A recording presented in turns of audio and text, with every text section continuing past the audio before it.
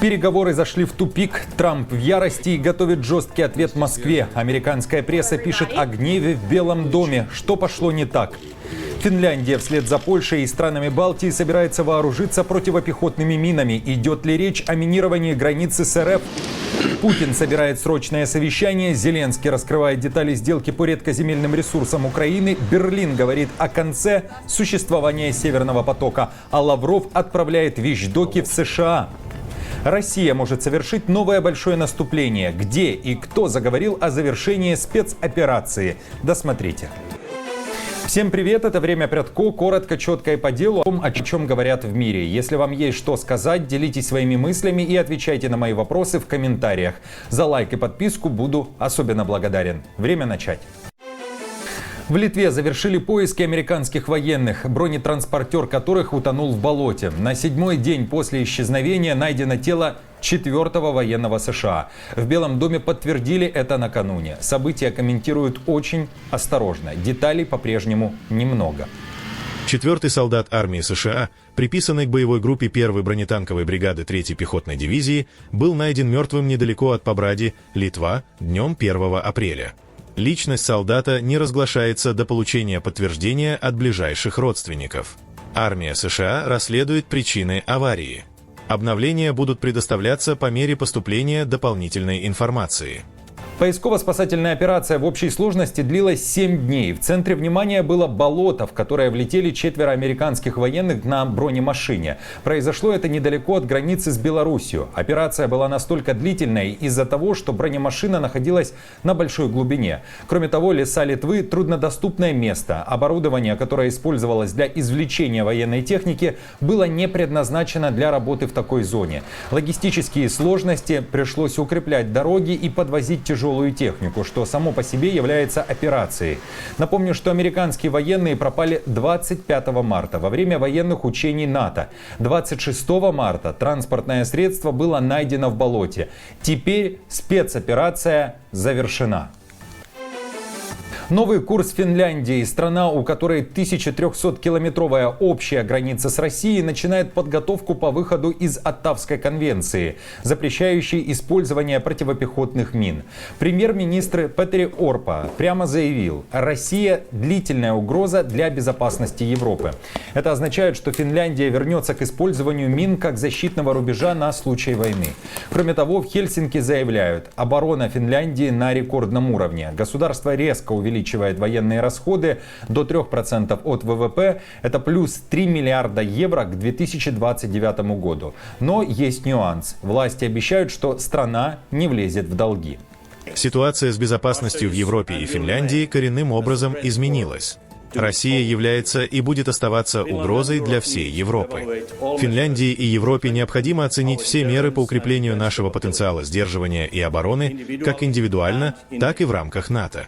Сегодня правительство Финляндии приняло решение о том, что Финляндия намерена увеличить уровень своего оборонного бюджета как минимум до 3% ВВП к 2029 году. Буквально в середине марта министры обороны Польши, Литвы, Латвии и Эстонии также опубликовали совместное заявление, в котором объявили о решении выйти из Оттавской конвенции, запрещающей противопехотные мины. Тогда они заявили: угрозы со стороны соседних России и Беларуси растут. Теперь страны планируют заминировать свои кордоны противопехотными и противотанковыми минами. Речь о восточных границах. И, как всегда, напомню, в Европе в последние несколько лет говорят о подготовке к войне с Россией. По данным западных разведок, РФ планирует напасть на страны НАТО в конце этого десятилетия. В Москве опровергают данную информацию. В Белом доме также считают, что российские войска не пойдут войной против ЕС. А как вы думаете, это реальный вариант? Напишите свой ответ под этим видео. Переговоры по Украине забуксовали. Россия, вероятно, отвергает предложение США. Москва в лице зама Лаврова Рябкова заявила: предложения Вашингтона не устраивают Кремль. Переговоры заходят в тупик. Россия считает, что США не учитывают коренные причины конфликта. Это была цитата. А значит, такие условия неприемлемы. Об этом также пишет Рейтер. Россия не может принять предложение США по прекращению войны на Украине в их нынешнем виде, поскольку они не решают проблемы, который Москва считает причиной конфликта, заявил высокопоставленный российский дипломат, предположив, что российско-американские переговоры по этому вопросу зашли в тупик. Fox News, один из любимых телеканалов Трампа, сообщает, что президент разочарован Путиным и готовит агрессивный ответ. Итак, чего же требует Москва? Отказ Украины от НАТО, контроль России над 4 областями и Крымом, ограничение украинской армии. Киев считает, что все эти пункты в комплексе – капитуляция Украины. Трамп меняет риторику и настроение. Ежедневно из Белого дома доносятся новые заявления американского президента. Очень часто они противоречивы. Пресс-секретарь Трампа заявила, теперь президент разочаровался не только в Путине или же в Зеленском, ему не нравится поведение обоих. Я могу вам сказать, что сказал президент вчера вечером. Он разочарован лидерами с обеих сторон этой войны. Он хочет, чтобы эта война закончилась. Есть люди, которые гибнут с обеих сторон. И это продолжается слишком долго. Наша команда продолжает взаимодействовать как с русскими, так и с украинцами. И президент продолжает очень много заниматься этой темой каждый день. Белый дом требовал, и Москва, и Киев должны идти на уступки. На какие уступки должна пойти Россия, так и не ясно. А вот от Украины Вашингтон хочет редкоземельные ресурсы, причем, вероятно, полный контроль над ними. Зеленский говорит, что сейчас над сделкой ведется работа, но соглашение при этом не должно противоречить будущему вступлению Украины в ЕС. Что касается этой сделки и вопроса НАТО в этой сделке нет и не было. А что касается вопросов Европейского Союза, безусловно, когда мы говорим об этой сделке, она не может идти вразрез с нашим даже не стремлением и не просто желанием, а нашим будущим вступлением в Европейский Союз. И поэтому очень важно, чтобы это не был отдельный документ. Ничто не должно ничему противоречить. Я сейчас не вижу смысла здесь обсуждать какие-то риски, пока юристы не дадут свою резолюцию. Будущая сделка по ресурсам между США и Украиной должна соответствовать законам ЕС. В Киеве заявила министр иностранных дел Германии Бербок. Она приехала в украинскую столицу накануне, заявила, что доверять Путину нельзя, а также дала понять, что Северный поток никто восстанавливать не будет и не даст такой возможности. Решение в руках немцев. И поэтому для меня было важно сейчас, в конце моего срока на посту, приехать сюда, чтобы четко заявить, что мы, как федеральное правительство Германии и подавляющее большинство в нашей стране, будем продолжать делать именно это, отстаивать наш мир в условиях свободы. А это означает продолжать решительно поддерживать Украину.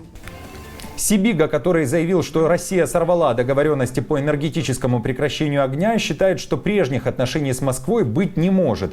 И это должны запомнить все те, кто хотел бы иметь отношения с Россией, считает украинский министр. Давайте послушаем. Я подчеркиваю для тех, кто все еще питает иллюзии относительно России. Возврата к прежним временам, привычному сотрудничеству с Россией не будет, ни в случае с Северным потоком, ни с любыми другими проектами. Путин тем временем собрал накануне срочное совещание. На повестке дня тоже вопрос нанесения или же не нанесения ударов по энергетическим объектам. Задался вопросом, бьет ли Украина, бьет ли Россия. Прежде чем мы приступим к обсуждению, хотел бы задать вопрос белорусу Андрею Романовичу по поводу того, как у нас исполняются договоренности, связанные с прекращением взаимных ударов по энергосистемам между Россией и Украиной. Что же ответил Белоусов, общественности не показали. Данных от министра обороны РФ на момент записи выпуска не было. Однако слово взял Лавров и пересказал. Кроме того, вынес приговор. Украина нарушает сделку, а вещдоки отправлены в США. Перечень нарушений, которые привел Андрей Белоусов на заседании Совета Безопасности, мы передали помощнику президента США по национальной безопасности Майку Волцу. Я направил этот перечень государственному секретарю Соединенных Штатов Марко Рубио, и мы направили его нашим представителям в ООН и в ОБСЕ, чтобы они, в общем-то, в работе показывали на конкретных фактах, чего стоит слово украинской власти нынешней, если ее можно назвать властью. Лавров также признался, что между США и Россией ведутся переговоры не офлайн, а онлайн. Телефонные звонки и видеосвязь. Уверяют, что эти закулисные переговоры направлены на улучшение отношений между Москвой и Вашингтоном. Отмечу также, что Россия и Украина взаимно обвиняют друг друга в нанесении ударов по энергетическим объектам. Каждая из сторон при этом заявляет, что такие удары не наносит. Итак, как вам заявление о тупике в переговорах по прекращению огня? Что думаете о судьбе Северного потока? Правильное ли решение приняли немцы? И когда, по-вашему, будет достигнуто полное прекращение огня? Пишите свои ответы в комментариях. И что думаете вот еще о какой информации? Уже 4 апреля состоится встреча военных из стран, готовых разместить в Украине свой контингент в том или ином виде, заявил Зеленский. Нужны ли миротворческие силы в Украине для того, чтобы гарантировать, что новая война не полыхнет спустя несколько лет? И напоследок о ситуации на линии фронта. В Украине заговорили о новой угрозе наступления российских войск на юге страны. Там армия РФ накапливает силы, штурмы уже усилились, ВСУ фиксирует резкое увеличение атак, количество обстрелов и ударов дронами выросло в разы. Еще в феврале россияне наносили до 400 ударов дронами в сутки, а в марте уже до 500. Точно так же и со штурмами. Например, в марте российские войска провели на юге 368 штурмов, в то время как в феврале их было в 3 раза меньше, 118. Артиллерийские обстрелы тоже стали интенсивнее. Главные направления боев — это Малые Щербаки, Лобковое, Степное. Россияне пытаются захватить украинские позиции малыми группами пехоты. В ВСУ уверяют, что такие атаки отбиваются. Украинские военные аналитики считают, что Россия может готовиться к более масштабному наступлению на Запорожье весной-летом. Там нет природных барьеров, а значит, многое зависит от того, насколько хорошо укреплена украинская оборона. Крупные бои могут начаться в ближайшие месяцы. Новости за неделю собраны в плейлист. Переходите и смотрите. Если хотите, чтобы это видео увидело больше людей, поставьте лайк. А если у вас есть возможность поддержать канал, в описании есть информация о том, как это сделать. До встречи.